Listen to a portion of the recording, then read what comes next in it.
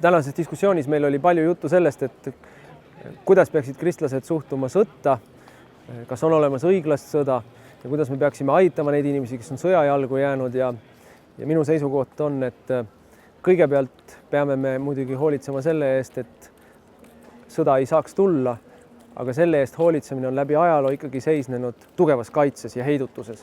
Et agressoritele ei tohi jätta muljet, et neil ongi võimalik vägivallaga saavutada oma eesmärke. See tähendab Eesti inimesed, Eesti riik ja kindlasti ka Eesti kirikud peavad omama selget moraalset silmavaadet sellest, miks nad üldse olemas on, mis on nende põhiülesanne ja see on oma kodanike turvalisuse kaitsmine ja nende kaitsjatele hingehoiu pakkumine kiriku poolt ja moraali andmine, et me teeme õiget asja, me käitume õigesti. See on minu meelest kirikutel üks olulisemaid asju.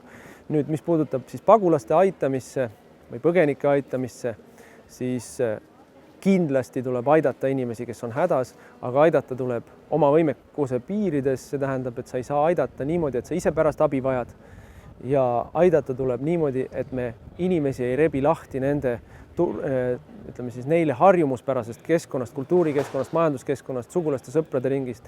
Et ikkagi inimeste võõrsile rändamine on kõige viimane ja kõige halvem lahendus. Seda ju teab Eesti rahvas oma elukogemusest.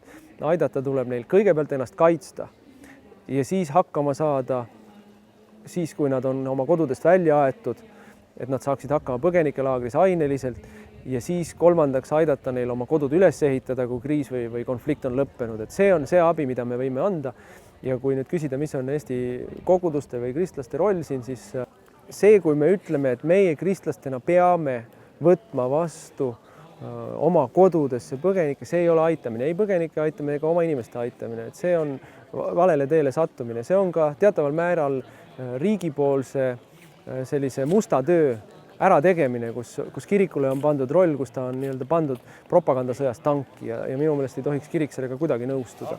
Inimesed kirikus ja kirikujuhid peavad aru andma sellest, mis on nende koguduse liikmete hingemure ja soov, kuidas nad tahavad ja kuidas nad suudavad aidata ja sellest lähtuma, mitte sellest lähtuma, kuidas kirikuid haldava Siseministeeriumis soovitakse kirikute käitumist.